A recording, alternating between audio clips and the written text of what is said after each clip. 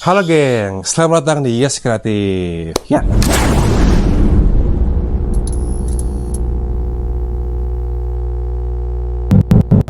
oke, kalian tahu kan, setiap makhluk hidup pasti mempunyai sifat dan karakter yang berbeda-beda.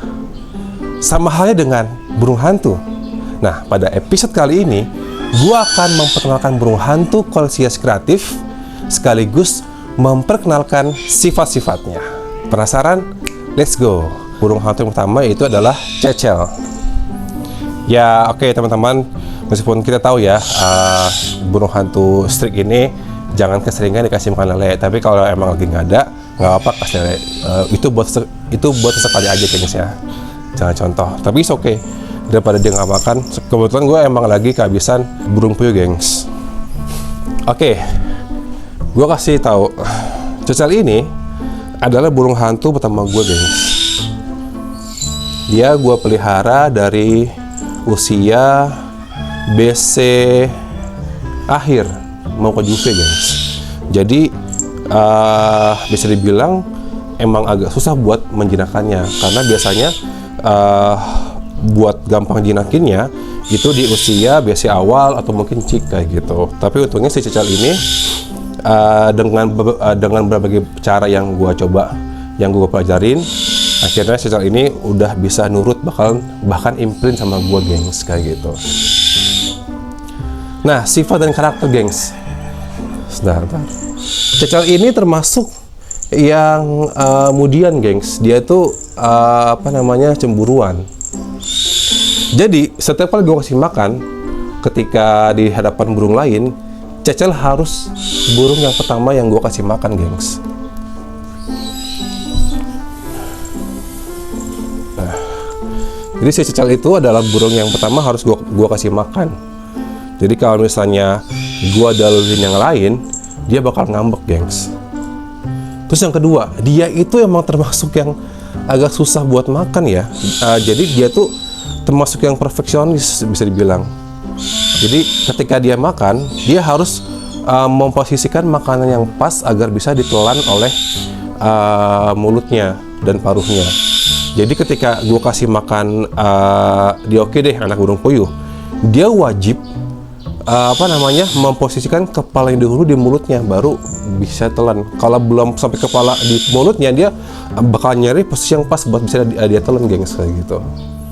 Jadi kita sering menganggapnya dia princess cecel karena dia tuh makan pakai manner, ada aturannya kayak gitu. Kalau yang lain barbar, gengs, kayak gitu. Ini cecel, gengs. Terus dia ini termasuk yang mirip-mirip kucing, gengs. Kalau malam itu di masa-masa aktifnya itu, dia tuh ketika gue lagi kerja, dia tuh sering nyamperin, bukan minta makan, tapi dia pengen minta dielus.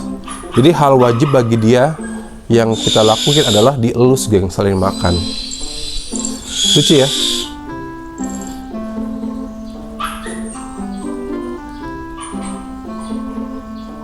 Loh, ininya lama, gengs. Jadi kita harus sabar buat ngasih makannya, gengs.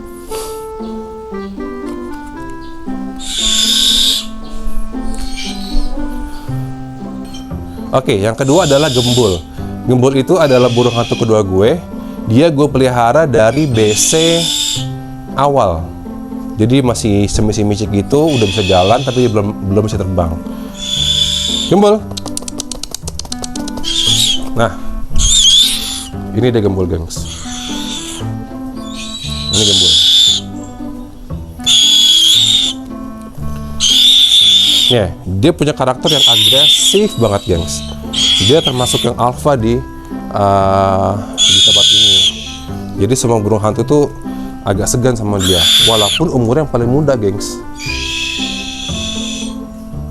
Ini si gembul. Dia tuh kalau makan sangat geragas.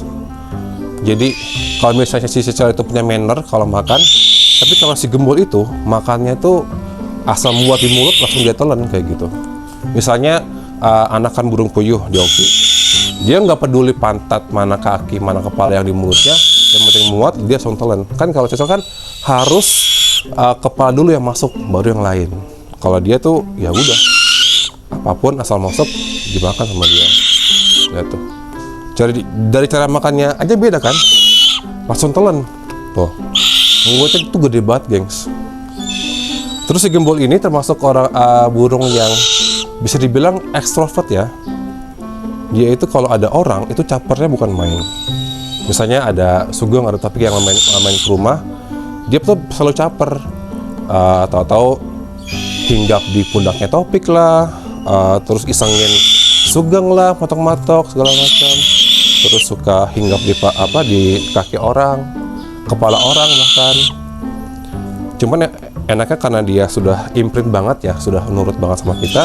Ketika kita ajak dia ke tempat umum kayak taman, terus kayak area publik, dia itu ketika ada yang mengancam atau mungkin dia merasa takut, dia selalu lari ke yang punya gengs, itu kita kayak gitu. Kalau cacal itu dia termasuk kalau dibawa ke tempat umum, dia tuh panik gengs. Jadi dia tuh kalau panik ya udah dia terbang ke segala macam arah gitu, nggak terkontrol. Makanya si kecil itu jarang banget gue bawa main keluar, kecuali kalau gue bawa jalan-jalan ya. Dia paling senang kalau gue bawa jalan-jalan naik motor, tapi nggak berhenti. Udah naik muter-muter aja, dia sangat suka. Kalau gembul paling suka kalau diajak ke taman. Dia paling senang berinteraksi dengan orang-orang gengs. Cuman emang kalau buat terbang FTTF dari pangkringan ke glove, dia baru maunya kalau di rumah. Kalau di luar dia masih belum mau gengs. Oke, ini gembul. Belum daimel ya. Kita lanjut ke si bio.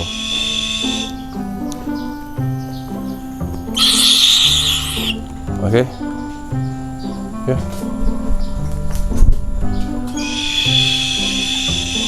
Oke. Ini bio. Ya. Si bio ini adalah dari segi umur dia adalah yang tertua. Tapi kalau dari segi diadopsi, dia yang paling terakhir kami adopsi.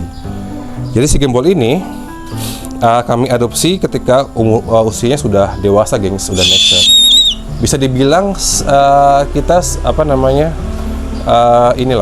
semacam rescue dia. Jadi di owner yang sebelumnya dia itu kurus banget, terus paruhnya sangat bengkok banget, jadi kayak belalai. Jadi dia itu kesusahan buat mengunyah, gengs, bukan mengunyah, memasukkan makanan ke dalam mulutnya. Itu juga pernah dibahas di episode gue yang sebelumnya ya. Terus akhirnya kita udah 2 bulan, pertama di tempat topik, terus kemudian di tempat gue. Jadi hal yang pertama kami lakukan adalah men-trimming paruhnya agar tidak terlalu bengkok, dan ini hasilnya.